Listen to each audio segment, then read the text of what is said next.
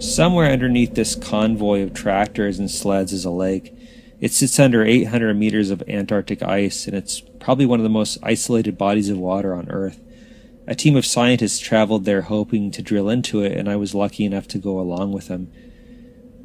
It took them 2 weeks to tow their gear out to the drill site, and during that time they passed over 5-meter crevasses with names like Personal Space and Mongo.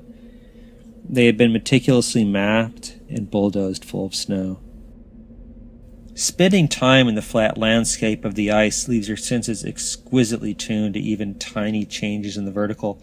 I remember one time riding a snowmobile, zooming down what felt like an endless hill for half an hour, but when I checked my altimeter, we had only dropped 4 meters.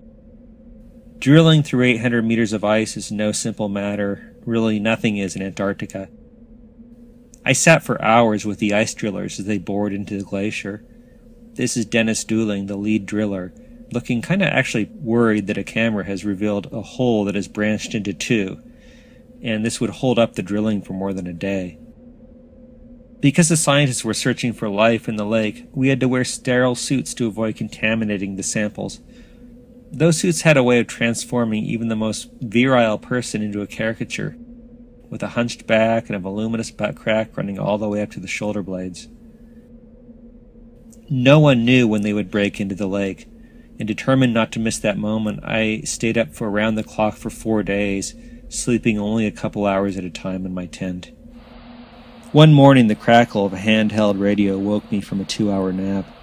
I grabbed an Nalgene bottle, already heavy and frosted over with a quarter liter or so of frozen urine, peed some more into it, and rushed over to watch as the lake was finally pierced. I watched as a video camera, that's the black thing on the left, was lowered down a hole into the lake to confirm that we had reached it. 17 of us watched for a couple of hours as it inched down the icy hole. It was kind of like a corrugated intestine.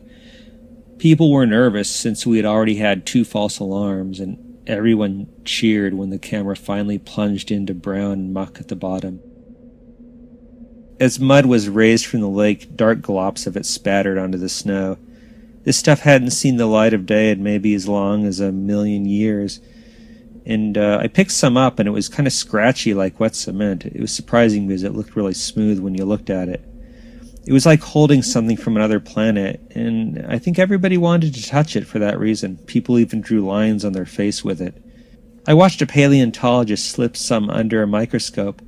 We saw fragments of diatom shells in there. They were signs of life from millions of years ago, and proof that they had found what they were looking for. It was one of the many moments of this whole trip that I'll remember for the rest of my life.